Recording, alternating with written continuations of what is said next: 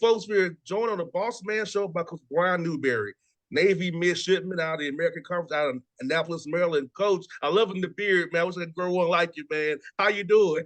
I'm doing good. Hey, you got a pretty good one yourself. I'm trying to get it. I'm trying to get it like yours, man. I think I'll get Yeah, to fill in the right yeah. way yet. If I have to start over again. Not as much face coverage, but sometimes that's a good thing. Yes, sir. Well, Coach, you was DC there for year from 19 on. He got the head coaching job. So, how was it feel for you to move over that one seat, man? 'Cause I know when you're assistant coach, man, you're D coordinator, you're not the head guy in charge. But now, how's it been being moved over that one chair now, leading the whole program, man?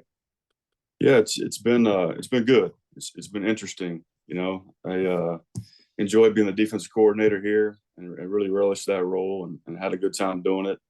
And so the transition, was kind of unexpected, obviously, and kind of thrust into this position, but incredibly grateful for the opportunity. I think this is one of the best jobs in the country.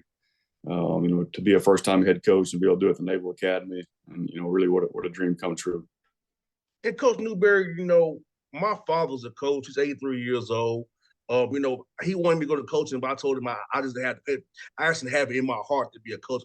I feel like I'm too competitive. And sometimes I can't turn off those things that we get going. We get excited. So I'm not good at this. I said I'm gonna be in radio. But for you, Coach, my dad always tells me about he was wanting to help impact young men. So what was your why to want to get into coaching after you completed your career there at Baylor back in the 90s there?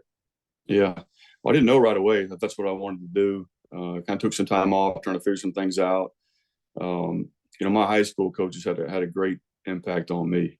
Didn't know what direction I wanted to go, and really got into coaching because of them and because of the impact that they had on my development, as a young man, and also witnessed the fun that they had, the camaraderie that they had, and the relationships with the rest of my teammates, and so I got into it the same reasons that your dad did. I want to develop young men, enjoy being around them, love the game, obviously, and there's really no better place in America to do that. This is truly a developmental program here, especially in today's climate in college football with the portal and NIL and all that. We're not dealing in the portal. We're not going out and bringing in transfers and having a lot of guys exit our program. And so this place nowadays is kind of a unicorn. And still truly a developmental program, and one of the many things I love about coaching here. And Coach Newberry, when you was a DC all those stops you never had, Kennesaw State here, being in Navy, how did you prepare to become a head coach? I know when I was a co-host early in my career, I was always thinking about in my head how I would do if I was actually the main host. So how do you go about preparing for that opportunity while you're still doing your job as a coordinator, but also knowing in your head you'd love to have the opportunity wanted to become a head coach or a lead, as in my case, have my own show? Sure, that's a great question. I think for me, it may be a little different than most. I being a head coach was never really the end game necessarily for me. It never was the end all be all. Really loved being a coordinator. I really enjoyed that role. It really wasn't until maybe the last couple of years that I really started to think about and see myself in that role. And Coach Niumatalolo played a big role in that. So did Brian Bohan at Kennesaw State. Seeing those guys do it the way they did it, and still have balance and still be able to spend time with their families and do it the right way, that kind of opened my mind to being in that role. And I think as an assistant coach, you're always preparing for that. I've been around a lot of really, really good coaches. I think every stop that I've had, I've learned something from somebody. And you're around really good coaches that you want to emulate. You're around coaches that maybe you see you'd like to do things a little differently. So you take the good and the bad, and you kind of start to form your own thoughts on what you really would want it to look like. And so I've been really fortunate, been around some great ones, and really just kind of take some things from those coaches and merge those with my vision of what I want it to look like. Now, Coach Newberry, now being at the Naval Academy, how is it for us recruiting young men? Is it you always say them scholarships that a FBS school would have? I know I was at Tennessee State. We was FCS, so we only had 663. I think that's all we had. So how's it affect you off of recruiting the Naval Academy, getting the right guys in there and finding the right balance, build your team and build this program? Yeah, recruiting's different here, for sure. You know, we've got to cast a really broad net. You know, we recruit nationally, so to go out and find the type of players that can play at this level is one thing. Number two, to find young men that are admissible into the Naval Academy. You know, it's number one public school in the country, so you got to be qualified to get in here. You know, academically as well. And then to find a young man that's willing to take on that role of serving his country, and take on that challenge and that privilege of doing that. It's a unique find, and so we've got to cast, like I said, a really really broad net to find those guys and to get them here on campus. There's a lot of misconceptions about this place and what the military side of things looks like. And I think when we get kids here and they see how beautiful our campus is, how beautiful Annapolis is, everything that this place has to offer, and what it can do for your future, at that point, it becomes a lot easier of a process. And with being so close to the DC, you could go to the Pentagon and go over there and Mhm. learn there, connect with people in federal government right now because for a lot of us, like you and I both know very well, playing college football, the NFL's not it's not going to be all our end games. So you have to have something to fall back on. And what better the way Naval Academy background and being close to DC to meet with people, internship, and learn and get those connections to help you once your career ends. Yeah, certainly is a great part of the country. A lot to offer, as you said. You know, in DC, you got Baltimore close by, a ton of schools around us. Really, anything you want to do, um, you want to go watch NFL teams, you want to watch baseball, you want to watch basketball, you want to go to concerts, you want to eat any kind of food you want. I mean, you got access to that right here, you know, in Annapolis. And Coach Newberry, talk about the American as a conference. I feel like it does not give just due for it's been a good football conference as it Mhm. should. Talk about that conference and how the talent level you go against every week and how that can help a young man still to get drafted and hopefully he'll get a waiver to play in the NFL before he does a service. But about just the American as a whole for that conference and what you all play against during in conference play.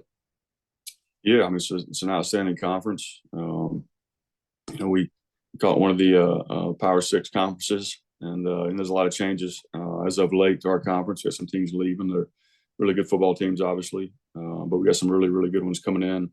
Love the part of the country that we play in. Playing a lot of good market areas, and so you know we're on TV every week, obviously. Really good competition. We had 10 players from our league get drafted this year. I think it was 15 the year before that, and so people recognize it's really good football, and you're going to have an opportunity to compete against some of the best in the country week to week here, and so I think the conference really really sells itself. And how now with you being on staff already, how good was it for you all to have spring practice? Kind of you can jump in there, kind of assess where guys are, and they all know who you are because you've been in the program. You probably have recruit them. So how was that? But your guys see you now being the head man and cut up those workouts in summer, so we know to work on come back for fall camp here. Yeah, you know, I've been here for 4 years, but you know, exclusively my job was essentially to be the head coach of the defense, and so didn't really know a lot of the offensive guys outside of some of the guys I recruited or guys I dealt with on the scout team or guys I just passed in the hallway or in the weight room and chatted them up. But so first thing I had to do, and I'm still continuing to do it, is get to know all of these players and build that connection, that trust, and that relationship. But certainly it was an advantage knowing that I'd been here. This is a unique place, and you kind of got to get to know the ins and the outs of the academy and all the layers on the military side of things in the yard. But it was good. We were able to keep a lot of our coaches. Of course, brought in some new guys as well. So spring ball hit the ground running. I thought it was a really good spring for us. Maximized all of our opportunities, and we hired a new offensive coordinator, Grant Chestnut, who's doing a phenomenal job, and really built an offense from scratch. When he got here, they took about 5-6 weeks kind of getting that staff room and go to work, and so to see that kind of come to fruition during the spring ball and see us building that out and be a part of that, and kind of be dialed into the offensive side of things was unique and different for me. But I think it's gone about as smooth as it can be, to this point. We're kind of where I hoped we'd be as a football team at this point. When you asked me maybe 3 months ago, so I'm really pleased where we're at, our progress, the buy-in of our players, with what we're doing on both sides of the football with our new staff. I really couldn't be more pleased with where we're at. And I say that knowing that we have a ways to go, and we're still a work in progress, but really happy about where we're at right now. And from a D coordinator back to Coach of Newberry. How has it been, man, as the game gets more spread, having to play more nickel, more dime, having linebackers who can run down the field and actually cover receivers now? So defensively, how's it been in the chess match, man, nowadays? All this spread and passing the football, knowing when they run the ball, it's going to be probably inside zone, maybe a counter or a pitch or a trap or a dive. So kind of takes away some options when they spread it, but it also makes you have to have more athletic guys on the field. Yeah, I think we're just like everybody else in the country. You've had to evolve in what you do defensively, and you may be looking for a different skill set, at certain positions, especially in our league, to function. But no, it's a great thing about this game is it's always changing and evolving, and you got to stay up with the times. And I think we've been able to do that defensively. I think the way that we're structured and built, allows us to defend those types of teams that we see week in and week out in our conference. No doubt. I tell you, Coach, my dad is, he's old school. He wants to put in two back still. He hates all the spread. I mean, my dad hates it to a T. But I said, Yeah. Dad, it's fun football, but I don't give the defensive guys more of a set play to figure out how to stop all these fast guys, man.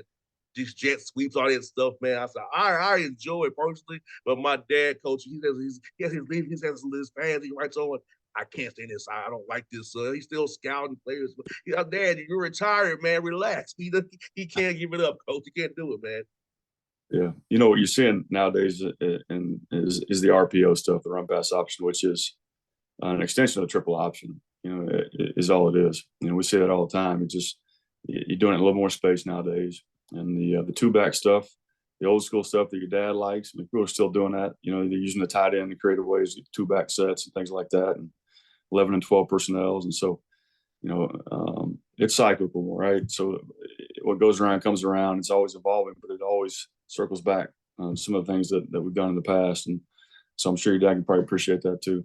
Yeah, I told my dad. I said, Dad, why did the NFL draft? They draft all these tight ends that are kind of like receivers. So I said, the 12 personnel is kind of the two back. I'll tell him exactly you just said. And I said, yes, also, you can also spread it out and say, hey, I'm going to put these two big freaks in the slot here. Do something about it. So I'm like, it's all about matchups, as he knows that. So talking about my dad, Coach Newberry, is always fun, but I know he has that old school mindset. I'm adapted to his new school way of doing things. Like, it's fun when we get those chats together, man. It's really interesting. Talk to my father who played ball for years and coached for years. Yeah. To get him to see it, a little bit how it's changing and evolving, but still there. It's a little bit different now. That's right. Yeah. It's all the same. Just evolving a little bit. Now, last one I have for you, Coach. I know we talked about it before we got to record it here. Your time here in Atlanta. Talk about their time here at Kennesaw State, Atlanta, the city, and just being around here with all the talented football players here in the state of Georgia and coaching in high school here. Yeah, my time there was awesome. So my wife and I loved living there. We lived up in Kennesaw, just north of Atlanta, but love that area. It's obviously a hotbed for football, a lot of talent down in that state, and what a unique opportunity and a great learning experience that was for me being there when we started that program. Getting to work for Brian Bohannon, who I thought did an exceptional job there. We got things going pretty quickly. Learned a ton from him, but to have that opportunity to be a part of a program that's getting started and building it from scratch and creating a culture and all that goes with that was an invaluable experience for me, and certainly helped in a lot of ways prepare me for this role. And what's your favorite food spot here, Coach? I know the food was really good. We talked about this. What's your favorite food spot here, man? I had a bunch of them. There's so many different types of food there. There's a little bit of an international flavor in Atlanta. You get really anything you want. But I love down south, home comfort food. But Fox Brothers was a great barbecue spot that I like quite a bit. They actually catered my wife and I's wedding. So that's one spot in particular. But we had a list of 10 or 15 restaurants that we really enjoyed going to. No doubt. I can't lie, Coach. I love the Capitol Grill, man. I love that place, but I go there at least once a month. Yeah, I couldn't afford to go there once a month, but I certainly liked it. Maybe once a year on my birthday, something like that. Yes, indeed. But Coach Newberry, good to catch up with you. Hope to have you on the show again down the road, man. If you're down here recruiting, man, let us meet up with you and have a lunch with you. If you're down here recruiting guys, because I know you can't that big net nationally, but I'm definitely cheering for you. I knew you was the Kennesaw place. I want to show you some support, so I know that Atlanta still loves you, man. Yeah, well, I appreciate that, man. It's good visiting with you. Inside, Coach. You be safe, man. You too. Take care. All right.